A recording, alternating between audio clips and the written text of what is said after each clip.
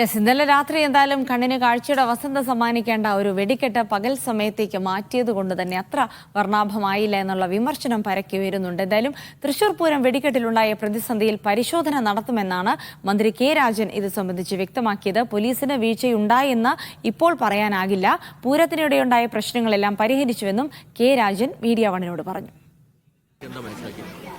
സ്വാഭാവികമായിട്ടും സുരക്ഷാ ക്രമീകരണങ്ങളുമായി ബന്ധപ്പെട്ട് സ്ഥാപിച്ചിരുന്ന ഡിവൈഡറുകളിൽ ആളുകൾക്ക് കടത്തിവിടുന്നില്ല എന്നതൊക്കെ പറഞ്ഞുകൊണ്ട് ആരംഭിച്ചിട്ടുള്ള ഒരു പ്രശ്നമാണ്. ചിലയിടത്ത് വികാരഭരിതമായിട്ട് അതിനെ കാണുന്ന അവസരം ഉണ്ടായതിൻ്റെ കൂടി ഭാഗമായിരിക്കും. എന്തായാലും പ്രശ്നങ്ങളെല്ലാം പരിഹരിച്ചു. നമുക്ക് പരിശോധിക്കാവുന്ന കാര്യങ്ങളേ ഉള്ളൂ. ഇത് ഓരോന്നും മൈന്യൂട്ടായിട്ട് പരിശോധിക്കണ്ടേ, എങ്ങനെയാണ് ഉണ്ടായത്, അതിൻ്റെ തുടർ നടപടികൾ എന്താണ്,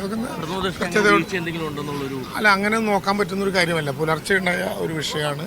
പരമാവധി പ്രശ്നങ്ങൾ പരിഹരിച്ചാണ് പോയിരുന്നത്. സുരക്ഷാ ക്രമീകരണവുമായി ബന്ധപ്പെട്ട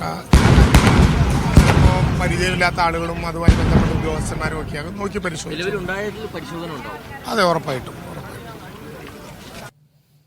എസ് ശരൺ ഉണ്ട് വിവരങ്ങൾ നൽകാനായി. ശരൺ, മന്ത്രി കെ രാജന്റെ പ്രതികരണമാണ് കണ്ടത്. വീഴ്ചയുണ്ടായി എന്നുള്ള കാര്യത്തിൽ തർക്കമില്ല. അത് പോലീസിനാണോ വീഴ്ചയുണ്ടായത്, മറ്റ് സംവിധാനങ്ങൾക്കാണോ എന്നുള്ള കാര്യത്തിൽ മാത്രമേ ഇനി പ്രധാന പരിശോധന ആവശ്യമായുള്ളൂ എന്നാണ് വ്യക്തമാക്കുന്നത്. എന്തായാലും വലിയ പ്രതിസന്ധിക്കൊടുവിൽ ഇപ്പോൾ വെടിക്കെട്ട് നടന്നിരിക്കുന്നു എന്നുള്ളത് ആശ്വാസകരമായ വാർത്തയാണെങ്കിലും ആ വെടിക്കെട്ടിന്റെ ഒരു ശോഭ കെട്ടുപോയി എന്നുള്ളൊരു വിമർശനം പരക്കി വരുന്നുണ്ട്.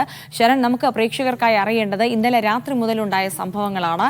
ഈ വെടിക്കെട്ട് നിർത്തിവെക്കുന്നതിലേക്ക് അടക്കം നയിച്ച കാര്യങ്ങളുടെ ഒരു വിശദാംശങ്ങൾ ആദ്യം.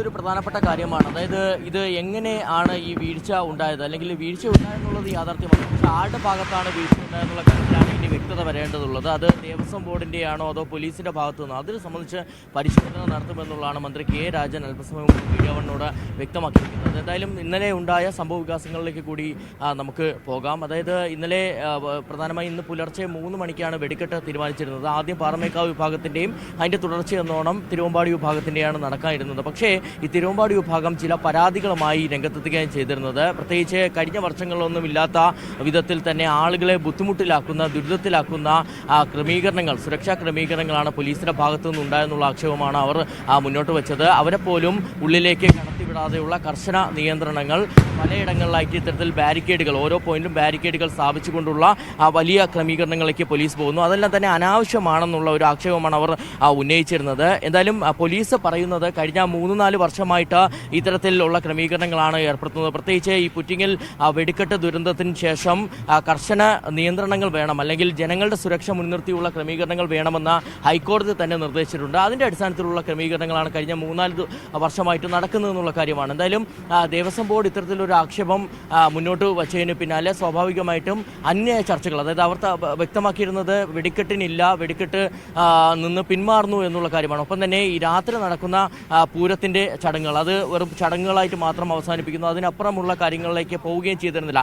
അങ്ങനെ ഒരു കടുത്ത നിലപാടിലേക്ക് തിരുവമ്പാടി വിഭാഗം പോയതോടുകൂടിയാണ് പിന്നീട് അനുനയ ചർച്ചകളിലേക്ക് കൂടി കടക്കുന്നത്. ജില്ലാ കളക്ടർ, മന്ത്രി കെ രാജൻ അടക്കമുള്ളവർ എത്തുന്നു, ഈ തിരുവമ്പാടി വിഭാഗവുമായി ചർച്ചകൾ നടത്തുന്നു. പക്ഷേ അവരൊരു രീതിയിലും അനുനയത്തിന് വഴങ്ങാത്ത, അല്ലെങ്കിൽ അങ്ങനെ ഒരു സമീപനം സ്വീകരിക്കാതെ പിന്നീട് കടുത്ത നിലപാട് തന്നെ മണിക്കൂറുകളോളം ഉറച്ചു നിൽക്കുന്നതാണ് നമുക്ക് കാണാൻ കഴിഞ്ഞിരുന്നത്. അതിന് പിന്നാലെയാണ് പിന്നീട് ഈ രാവിലെ 5 മണിയോടുകൂടി ഇത്തരത്തിൽ വെടിക്കെട്ട് നടത്താമെന്നുള്ള തീരുമാനത്തിലേക്ക് എത്തുകയും പിന്നീട് 6:30 എന്നുള്ള സമയം നിശ്ചയിക്കുകയും അത് 7 മണിക്ക് ശേഷം നീണ്ടുപോകുന്നൊരു കാര്യത്തിലേക്ക് പോവുകയും ചെയ്തിരിക്കുന്നു. എന്തായാലും തിരുവമ്പാടി വിഭാഗം അവർ ഇപ്പോഴും അവരുടെ ഒരു ആക്ഷേപത്തിൽ ഉറച്ചു നിൽക്കുന്നു എന്നുള്ളതാണ് നമ്മൾ മനസ്സിലാക്കുന്നത്. പ്രത്യേകിച്ച് ഈ പൂരപ്രേമികളെ ബുദ്ധിമുട്ടിലാക്കി ഇത്രയേറെ സമയം ഈ വെടിക്കെട്ട് നീണ്ടു പോയിട്ടുണ്ടെങ്കിൽ പോലും അവരെ സംബന്ധിച്ച് അവർ പറയുന്നത് പോലീസിന്റെ ഭാഗത്ത് കൃത്യമായ വീഴ്ച ഉണ്ടായെന്നുള്ളതാണ്. തീർച്ചയായും അത് തന്നെയാണ് തിരുവമ്പാടി ആരോപിക്കുന്നത്. ഒപ്പം തന്നെ ശരൺ, ഈ വെടിക്കെട്ട് കാണാൻ ഇന്നലെ രാത്രി മുതൽ ഇന്നലെ രാവിലെ അവിടെ എത്തി രാത്രി മുഴുവൻ അവിടെ കാത്തിരുന്ന ആളുകളെ കൂടെ നമുക്ക് കാണാം. എന്തായാലും ഈ പകൽ സമയത്തെ വെടിക്കെട്ട്, അത് വെടിക്കെട്ട് എന്നൊരു സങ്കല്പത്തിന്റെ ശോഭ തന്നെ കെടുത്തി എന്നുള്ളതാണ് എനിക്ക് ദൃശ്യങ്ങൾ കണ്ടപ്പോൾ ബോധ്യമായത്. സമാനമായ പ്രതികരണങ്ങൾ തന്നെയാണ് അവിടെ കാത്തുനിന്ന ആളുകളിൽ ഉണ്ടായതെന്ന് കൂടെ മനസ്സിലാക്കുന്നു. എന്താണ് അവർ പറഞ്ഞത്?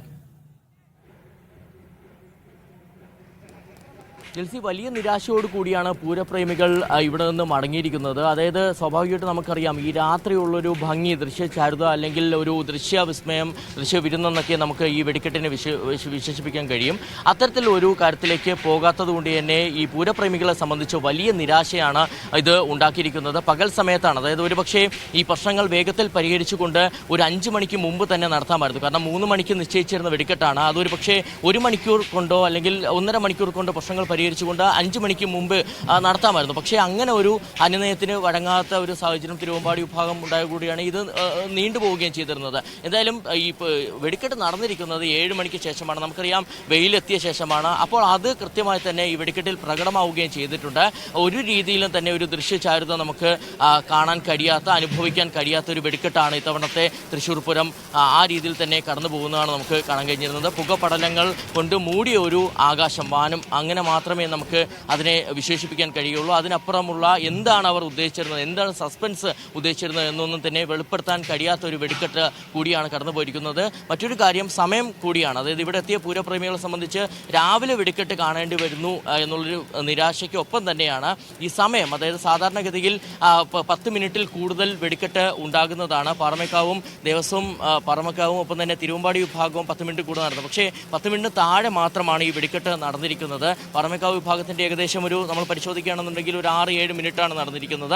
അതിന് ഒപ്പം തന്നെയാണ് തിരുവമ്പാടി വിഭാഗത്തിൻ്റെ സമയവും വളരെ കുറച്ചായിരുന്നു എന്നുള്ളതാണ് പൂരപ്രേമികൾ മറ്റൊരു പരാതിയായി മുന്നോട്ട് വയ്ക്കുന്നത്. എന്തായാലും അവർ വലിയ നിരാശയോട് കൂടി തന്നെയാണ് മടങ്ങിയിരിക്കുന്നതെന്ന കാര്യത്തിൽ തർക്കമില്ല. കാരണം നമുക്കറിയാം ഇന്നലെ രാവിലെ തന്നെ മറ്റ് സംസ്ഥാനങ്ങളിൽ നിന്നും വിദേശികളടക്കം ഇവിടേക്ക് എത്തിയിരുന്നതാണ്. രാവിലെ നമ്മൾ പ്രതികരണമൊക്കെ എടുത്തിരുന്നതാണ്.